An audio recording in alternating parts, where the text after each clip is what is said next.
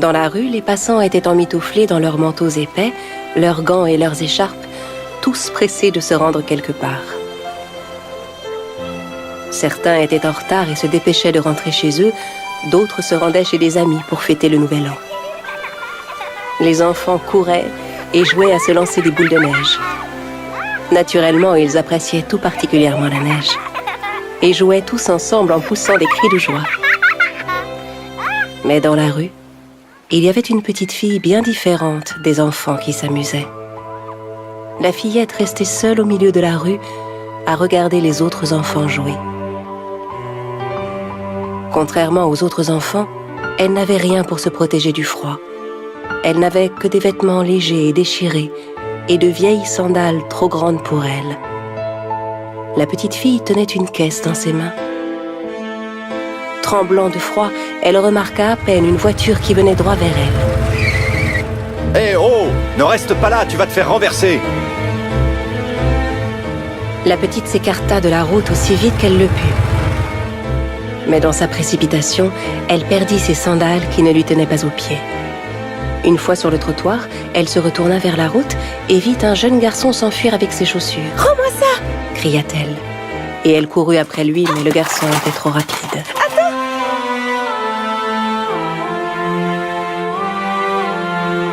Obligée de marcher pieds nus dans la rue, elle se chercha un abri contre un mur. Elle posa la caisse qu'elle transportait et regarda dedans. Elle arrivait à peine à voir les boîtes d'allumettes qui étaient dans la caisse, tant ses yeux pleuraient de froid. C'était une petite vendeuse d'allumettes. Mais ce jour-là, elle n'arrivait pas à vendre la moindre boîte. Et tant qu'elle n'avait pas vendu une boîte et gagné un peu d'argent, elle ne pouvait pas rentrer chez elle et prendre un bol de soupe chaude avec sa mère. Alors elle essaya d'interpeller les passants, de sa voix fragile, tremblant de froid et de tristesse. « Allumettes! Qui veut des allumettes? Allumettes !» Mais personne dans la rue ne faisait attention à elle. Alors elle s'assit contre le mur. Ses doigts gelés lui faisaient terriblement mal. Ne pouvant plus supporter la douleur, elle dut trouver un moyen de se réchauffer. Elle ouvrit une de ses boîtes et en sortit une allumette. Ses doigts étaient tellement engourdis qu'elle pouvait à peine la tenir. De ses mains tremblantes, elle frotta l'allumette contre le mur pour l'allumer. Soudain, une chaude lumière orange l'éclaira. La pauvre petite passa la flamme d'une main à l'autre devant ses doigts gelés. Elle parvint ainsi à réchauffer ses mains. Fascinée par la flamme, elle se mit à rêver et se trouva transportée devant un bon poêle allumé. Elle était assise devant le poêle, dans une belle pièce chaleureuse. Elle portait un tricot de laine, des bottes fourrées aux pieds et un bonnet sur la tête. C'était si chaud qu'elle en transpirait même. Mais l'allumette finit par s'éteindre et les doux rêves de la fillette s'éteignirent en même temps que la flamme. Ses pauvres petits doigts se remirent à geler. Alors elle frotta une deuxième allumette. À cet instant, un vent froid se mit à souffler.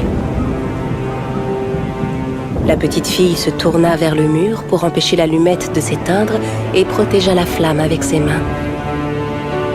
Mais alors qu'elle regardait vers le mur, celui-ci disparut soudain devant elle, laissant apparaître une vaste pièce. Toutes sortes de plats délicieux étaient disposés sur une table couverte d'une nappe blanche. Les chandeliers d'argent posés sur la table éclairaient la pièce comme en plein jour. Elle contempla la table et aperçut au beau milieu une magnifique pièce de viande grillée.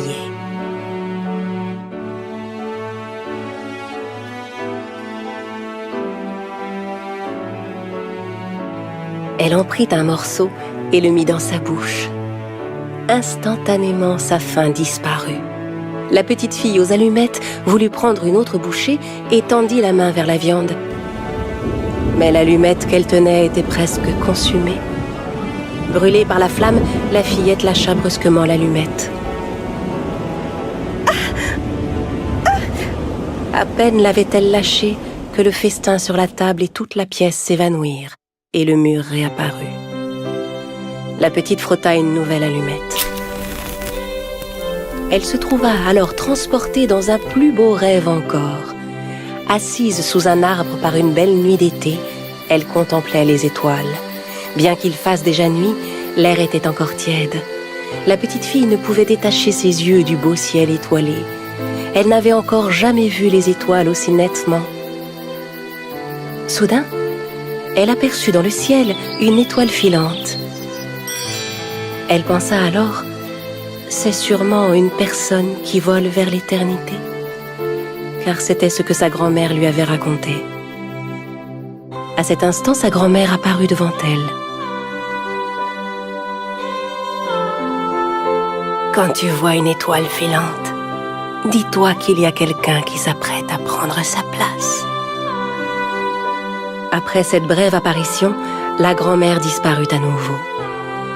La petite fille aux allumettes voulut la retenir. « Oh, grand-mère, non, ne t'en vas pas, tu me manques tellement !» Pour voir sa grand-mère encore une fois, elle frotta une autre allumette. À nouveau, la flamme lui fit oublier le froid de la rue et elle se remit à rêver. Chaque fois qu'elle frottait une allumette, elle avait l'impression de voir sa grand-mère et d'entendre sa voix. La petite en alluma une autre. Tout s'illumina devant elle. Elle n'avait jamais vu sa grand-mère aussi belle. Son visage aimant lui faisait oublier la rigueur de l'hiver et les jours difficiles qu'elle devait affronter.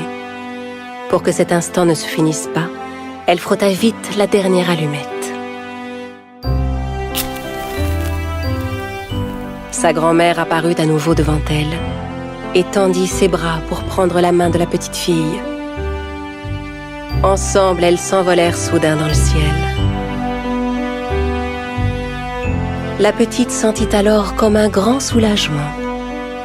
Elle n'avait plus ni faim ni froid. À cet instant, une nouvelle étoile filante traversa le ciel.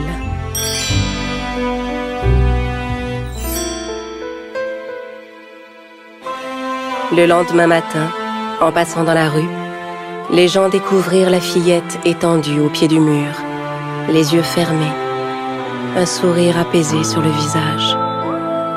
Autour d'elle restaient toutes les allumettes brûlées, ces allumettes qui, de leur flamme, l'avaient transportée dans ses rêves, des rêves que personne d'autre n'avait connus.